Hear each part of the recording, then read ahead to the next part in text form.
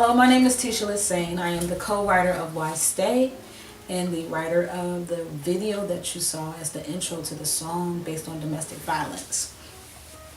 I'm going to answer a few questions for you all to just give you a little bit of background of what inspired the video, what inspired the song, and all of that. So, what inspired the song?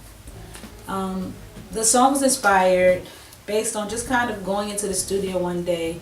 Clef and I were supposed to have a session. He said, hey, I have a track for you to listen to. We listened to it, and immediately I came up with something. I started writing the verse and told him my idea of the song, and then he wrote a hook that he started to sing. And initially the hook was supposed to be for me to sing, but I liked the dynamics of he and I going back and forth, so I told him to go ahead and record the hook, and it sounded good. We did one take, and that was it. So it was basically just kind of inspired on some life events that both of us may have been going through at that time. With us being people, and a lot of times you have past relationships that you're not totally over, or you may have had some hurt from those relationships, and you're still healing from those past relationships.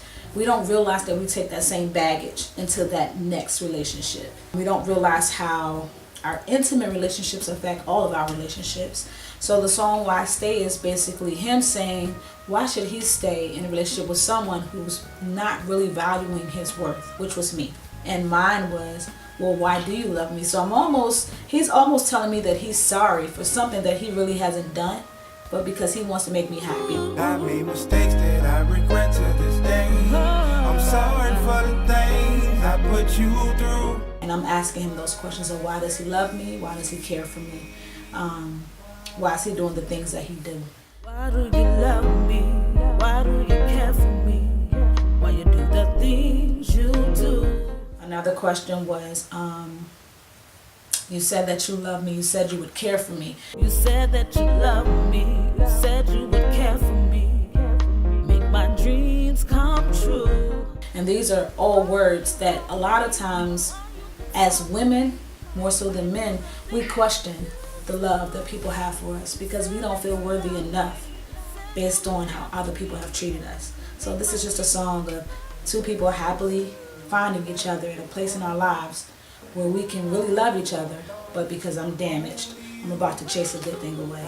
The next question is, why did you choose to do domestic violence to collaborate with the song? I chose domestic violence because one night I was actually sleeping, and the idea came to me that I wanted to really bring some awareness and focus on something larger to tell this love story. And when I thought about baggage and being hurt, the first thing that I could think of was physical hurt. And that's how the domestic violence piece came into play. I thought about a couple friends that I had who are actors, Rakeem Laws and Kivani Schultz, and I said, well, I can bring those two in. And then I started writing the script and just got really excited about it. So I got excited because a lot of times when we think about domestic violence, we don't think about the happy ending to the story. And for me, this is where it's actually a happy ending to this story that started off kind of bumpy, which is something that I think we should be reminded of. Also, domestic violence is so prevalent today for us, and it's kind of overlooked. It is overlooked. We don't really hear about domestic violence until it's too late. And so I wanted to take the time to make sure, while I'm shedding light on a really serious situation that is occurring, I'm also reminding those victims that there is hope.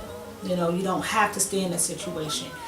When you move forward, then you're able to see what's right there in front of you and for you. So that's why I thought it would be a good idea to just bring the domestic violence in there, to bring awareness, to let people know that, hey, even though you're not speaking up, I'm actually giving you a voice. I'm giving you a platform to say, hey, this happened to me, but I believe now that there is a brighter future for me. I don't have to stay here. I can be loved. I can be cared for. So even though it's not my reality, it is somebody's reality. And I just hope they see the pot of gold at the end of the rainbow. Facts about domestic violence. When I initially wrote this song, of course, I did not think that domestic violence would be connected to it. When I decided to do the domestic violence piece, I let my background singers see it, a few family members, friends, and things like that. And what was happening is I put a few pictures up of me in the scenes of being battered. And I had like a lot of people just kind of reaching out to me, making sure I was okay. And it wasn't for a mockery of what was going on, but it was really to let people know that it really could be somebody you know. It's not always somebody else that's being affected by this violence in the home. It could be someone that you know. And so I used that to kind of immediately get everybody's attention. And it did.